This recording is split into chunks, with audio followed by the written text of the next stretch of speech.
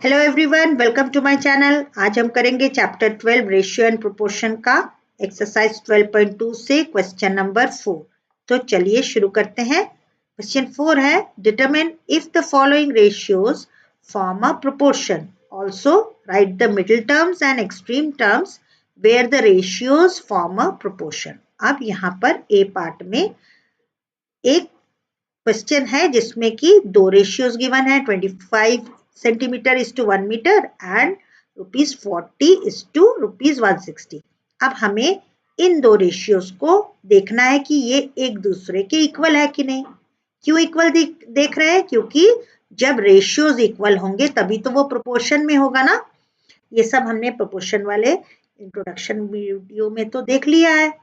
अब अगर तो ये प्रोपोर्शन में हुआ तभी हमको लिखना होगा, क्या लिखना होगा कि इनके मिडिल टर्म्स कौन से हैं और इनके एक्सट्रीम टर्म्स कौन से हैं। तो एक्सट्रीम टर्म्स और मिडिल टर्म्स मैंने बताया है ना प्रोपोर्शन वाले वीडियो में कि ये जो जिस ऑर्डर में दिया रहता है ये इन्हें रेस्पेक्टिव टर्म्स कहते हैं। इसी ऑर्डर में हम इसे मानेंगे। तो जो फर्स्ट और फोर्थ टर्म है उसे हम कहते हैं एक्सट्रीम टर्म, और जो सेकंड और थर्ड वाला टर्म है उसे हम कहते हैं मिडिल टर्म। ओके, ये सब बताया है, आप लोग जरा एक बार उन वीडियोस को भी देख लेंगे, रिवीजन हो जाएगा। तो पहले वन बाय वन एक एक रेशियो को देखते हैं। 25 centimetre is to 1 metre. Student यहाँ पे देखिए 1 सेंटीमीटर में 1 मीटर में है। ये मैंने रेशियो वाले इंट्रोडक्शन वीडियो में बताया था ना कि आप रेशियो तब तक नहीं निकाल सकते जब तक आपके यूनिट सेम हो। तो यूनिट सेम करने के लिए क्या करें हम, तो 25 सेंटीमीटर को तो वैसे ही रहने दीजिए, 1 मीटर को हम 100 सेंटीमीटर लिख लेते हैं। क्यों? क्योंकि हमें पता है 1 मीटर इज इक्वल टू कितना होता है, 100 सेंटीमीटर होता है कि नहीं। तो इसको हमने ऐसे लिख दिया। अब जरा रेशियो सॉल्व कर लेते हैं। तो 25/100 हो गया। 25/100 स्टूडेंट, अब इसका HCF निकालने की जरूरत है क्या? क्योंकि हमें पता है ना कि ये तो 25 के टेबल में आता ही है। इतना हम लोग तो करते करते हमको पता चल ही गया है कि 25 कितने 100 होता है, 25 4 ओके। तो अब हम इसको डिवाइड कर लेते हैं, किससे? 25 से ही डिवाइड कर लेते हैं क्योंकि 25 के टेबल में दोनों आ रहे हैं। तो कितना बन गया, ये आ गया 25 divided by 25 is 1 and 100 divided by 25 is 4। तो ये एक रेशियो मिल गया कि 1:4 के रेशियो में है, 1/4 है। अब देख लेते हैं कि ₹40 इज टू ₹160 भी अगर तो 1/4 आ गया तो समझ लीजिए ये दोनों प्रोपोर्शन में। अब यहाँ पे हमें कोई ज्यादा काम करने की जरूरत नहीं क्योंकि दोनों के ही यूनिट रुपीज में है। तो हम सिर्फ 40/160 लिख देते हैं। ये जीरो से ये जीरो काट दीजिए। तो बचा क्या हमारे पास? हमारे पास बच गया 4/16। अब ये तो इजी है, दोनों ही 4 के टेबल में है तो 4 से डिवाइड कर दीजिए। तो कितना आ गया, 4 divided by 4 is 1 and 16 divided by 4 is 4। ये देखिए 1/4 इज इक्वल टू 1/4, मतलब ये तो प्रोपोर्शन में है कि नहीं। तो नेक्स्ट पार्ट में आ जाइए। अगर तो प्रोपोर्शन में है then write the middle terms. तो अब हम आराम से लिख लेते हैं। तो मिडिल टर्म्स क्या क्या हुए? Middle terms is equal to क्या है, 1 metre and ₹40। And extreme terms क्या हुए? एक्सट्रीम टर्म्स हो गए 25 सेंटीमीटर एंड ₹160। ये है इनका middle term and extreme terms. Okay, चलिए नेक्स्ट पार्ट करते हैं, B part. 39 litres is to 65 litres and 6 bottles and 10 bottles. इस क्वेश्चन में एक चीज तो अच्छा है कि यूनिट सबके बराबर है ना। तो 39:65 हम लिख सकते हैं इसको, क्योंकि अब इसमें तो यूनिट सेम है और इसमें भी बॉटल में है, ये भी बॉटल में है, मतलब ये भी 6:10 10 लिख दीजिए। ये जरूर से स्टूडेंट्स आप लोग ध्यान दीजिएगा कि यूनिट सेम है कि नहीं। अब 39/65 ये बन गया, तो स्टूडेंट्स ये क्या अपने लोएस्ट फॉर्म में है? नहीं है। तो हमें इनका लोएस्ट फॉर्म निकालने के लिए HCF निकाल लेना चाहिए। तो 39 को पहले फैक्टर्स निकालते हैं, 3 से डिवाइड करते हैं, 13 3 से 39, और 13 तो प्राइम नंबर है तो उसको आप कुछ नहीं कर सकते। अब यहाँ पे 5 से पहले डिवाइड करते हैं, 13 5 जा 65, और फिर 13 आ गया, 1 आ गया, तो हमको कॉमन क्या मिल गया? HCF, ये 13 और ये 13, और कुछ है? तो HCF हमको मिल गया कितना? 13। तो 39/65 को जरा हम 13 से डिवाइड कर लेते हैं न्यूमरेटर और डिनोमिनेटर को। इससे फायदा क्या हुआ? इससे हमें इसका लोएस्ट फॉर्म मिल जाएगा। 39 डिवाइडेड बाई 13 कितना होता है भाई? ये 13 हटा दीजिए। ये ट्रिक तो बताया है ना मैंने कि HCF में जो फैक्टर है, जो HCF निकला है उसको छोड़ के जो दूसरा फैक्टर है वही इसका आंसर हो जाएगा। तो 39 डिवाइडेड बाई 13 में 13 हटा देंगे तो रह गया 3, और 65 डिवाइडेड बाई 13 में 65 में से ये 30 वाला हटा दीजिए, फैक्टर क्या रह गया बाकी? 5। तो ये बन गया 3/5। और दूसरा है 6/10। तो 6/10 स्टूडेंट्स ये तो इजी है, इसको हम सीधे ही 2 से डिवाइड कर देते हैं कि दोनों ही 2 के टेबल में आते हैं। तो 2 से डिवाइड करने पे कितना आया? 6 divided by 2 is 3 and 10 divided by 2 is 5. तो ये भी 3/5, ये भी 3/5 इक्वल है कि नहीं? मतलब ये वाला जो स्टेटमेंट है इसमें जो रेशियोज हैं दीज आर इन प्रोपोर्शन। अगर प्रोपोर्शन में है तो लिखिए मिडिल टर्म्स। मिडिल टर्म्स कौन कौन से हो गए? मिडिल टर्म्स हो गए हमारे 65 लीटर्स एंड 6 बॉटल्स, ये हो गए हमारे मिडिल टर्म्स। और एक्सट्रीम टर्म्स क्या हो गए? एक्सट्रीम टर्म्स हो गए 39 लीटर्स एंड 10 बॉटल्स। क्योंकि ये एक्चुअली रेशियो कैसे लिखा जा रहा है? ये लिखा जा रहा है 39:65, दो इस तरह से बन गए, और 6:10।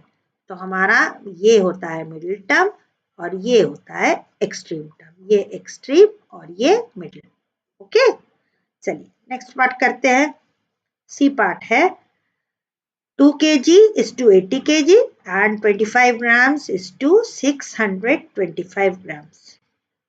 ये भी देखिए दोनों के यूनिट्स बराबर है, सेम है, तो हम इसको लिख सकते हैं 2:80 और इसको लिख सकते हैं 25:625, क्योंकि यूनिट सेम है तो हम इस तरह से लिख सकते हैं।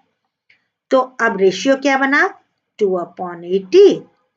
अब इसका तो क्या HCF निकालना? 2 का ये HCF, इसका हाईएस्ट कॉमन फैक्टर 2 ही तो निकलेगा ना। तो अब ये क्या आ गया? 2/80 डिवाइडेड बाई 2 कर देते हैं, तो कितना आया? 2 divided by 2 is 1 and 80 divided by 2 is 40। ये आ गया 1/40। अब अगर ये भी 1/40 आ गया तो समझ लीजिए कि ये भी प्रोपोर्शन में है। तो 25 के फैक्टर्स तो क्या होते हैं ये तो हमको पता ही है, 5 × 5, तो हम 625 का निकाल लेते हैं। तो 5 से डिवाइड करते हैं पहले।